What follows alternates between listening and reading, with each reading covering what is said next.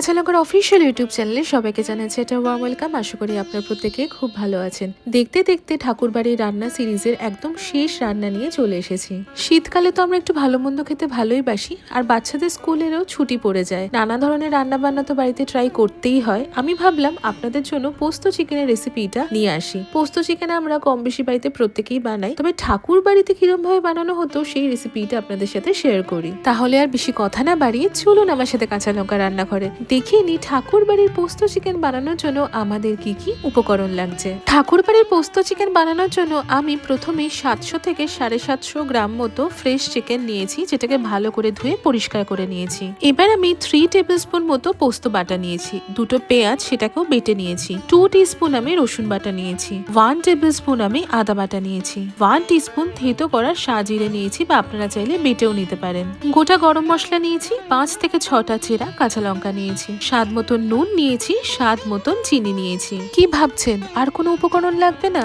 সত্যি বলছি আর কোনোই উপকরণ লাগবে না, মাত্র এই কটা উপকরণে কিন্তু খুব সহজে তৈরি হয়ে যাবে ঠাকুর বাড়ির পোস্ত চিকেন। সত্যি বলতে যখন আপনাদের সাথে ভেবেছিলাম একটা চিকেনের রেসিপি শেয়ার করব, তখন অনেক কিছু রেসিপি দেখেছিলাম, তবে এই পোস্ত চিকেনের রেসিপিটা বিশেষ করে আমার নজর কেড়েছিল। কেন বলুন তো? এই যে সাজিরে বাটা দিয়ে বা সাজিরেটাকে থেতো করে যে পোস্ত চিকেন হতে পারে, সেটাই আমার কাছে ভীষণ ইন্টারেস্টিং লেগেছিল।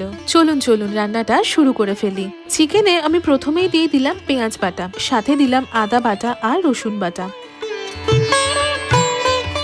ভালো করে চিকেনটাকে একটু ম্যারিনেট করে নেব। বইতে কিন্তু এটা উল্লেখ করা ছিল না যে চিকেনটা ম্যারিনেট করে কতক্ষণ রাখতে হবে। আমি সেই কারণেই চিকেনটা ম্যারিনেট করে 2 ঘন্টা মতো রেখে দিয়েছিলাম। আপনারা চাইলে কিন্তু ওভারনাইটও রাখতে পারেন, আবার 2 ঘন্টাও রাখতে পারেন। এবার চলুন বাকি রান্নাটা করে ফেলি। আমি একটা কড়াইতে 2 টেবিল স্পুন মতো সর্ষের তেল ভালো করে গরম করে নেব। তেলটা ভালো করে গরম হলেই তাতে দিয়ে দিলাম গোটা গরম মশলা, আর সাথে দিয়ে দিলাম থেতো করা সাজিরে। এই থেতো করা সাজিরেটা দেবার পরেই দেখবেন ভীষণ সুন্দর একটা গন্ধ বেরোতে শুরু করেছে।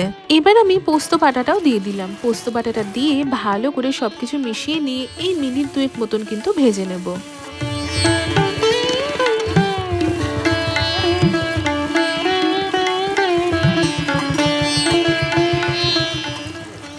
মিনিট 2 পরে আমি দিয়ে দিলাম ম্যারিনেট করা চিকেনটা। চিকেনটা দিয়ে ভালো করে সবকিছু মিশিয়ে নিয়ে কিন্তু চিকেনটাকে আমাদের ভালো করে কষিয়ে নিতে হবে।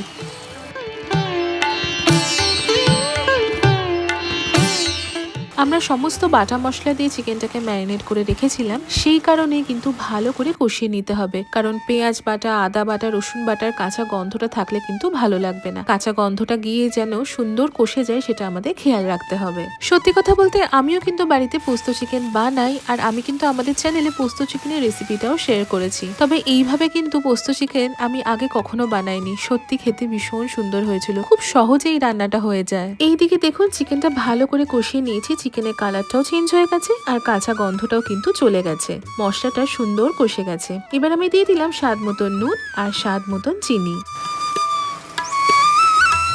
অন্যদিকে আমি একটু জল গরম করতে বসিয়ে দিলাম। নুন আর চিনিটা দিয়ে ভালো করে মিশিয়ে নেব।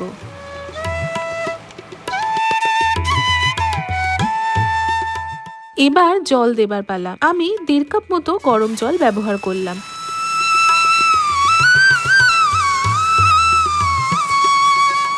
আপনারা যদি এতটা পরিমাণ জল ব্যবহার করতে না চান, সেক্ষেত্রে 1 কাপ মতো জল ব্যবহার করবেন, আর যদি একটু ঝোল ঝোল পছন্দ করেন তাহলে 2 কাপ জল ব্যবহার করবেন। আমি 1.5 কাপ দিলাম, আমার জন্য এটাই একদম অ্যাপ্রোপ্রিয়েট। জলটা দেবার পরই ঝোলটা ফুটে এলেই আমি দিয়ে দেবো চেরা কাঁচা লঙ্কা। চেরা কাঁচা লঙ্কার একটা ভীষণ সুন্দর কিন্তু ফ্লেভার আসে। এবার কিন্তু আমার বিশেষ কিছু করার নেই।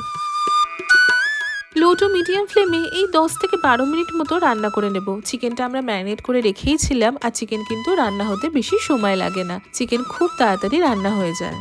10 থেকে 12 মিনিট হয়ে গেছে, আমাদের ঠাকুর বাড়ির পোস্ত চিকেন কিন্তু একদম তৈরি হয়ে গেছে। যেমন সুন্দর গন্ধ বেরিয়েছে তেমনই সুন্দর দেখতে হয়েছে। চলুন এবার গরম গরম সার্ভ করি। এই রেসিপিটা কিন্তু ভীষণ সিম্পল কিন্তু ভীষণ টেস্টি। যারা নতুন নতুন রান্না শিখছেন বা যারা বেশিক্ষণ রান্নাঘরে সময় দিতে পারেন না, তারা কিন্তু পোস্ত চিকেনটা একবার ডেফিনেটলি ট্রাই করবেন। দেখুন খুব সহজেই কিন্তু তৈরি হয়ে গেল আমাদের ঠাকুর বাড়ির পোস্ত চিকেন। এটা পোলাও, রুটি, পরোটা যে কোনো কিছুর সাথে কিন্তু সার্ভ করতে পারেন। ইনফ্যাক্ট গরম গরম ভাতের সাথেও কিন্তু খেতে ভীষণ ভালো লাগে। ঠাকুরবাড়ির রান্না সিরিজের একদম শেষ রেসিপি আপনাদের কেমন লাগলো কমেন্ট সেকশনে কিন্তু অবশ্যই জানাবেন। আশা করছি আপনাদের খুব ভালো লেগেছে। দেখা হবে আরো একটা খুব সুন্দর রেসিপির সাথে খুব তাড়াতাড়ি। ততক্ষণের জন্য প্রত্যেকে খুব ভালো থাকবেন, সুস্থ থাকবেন আর কাঁচা লঙ্কাকে এইভাবেই ভালোবাসা সাপোর্ট দিতে থাকবেন। See you soon and happy cooking.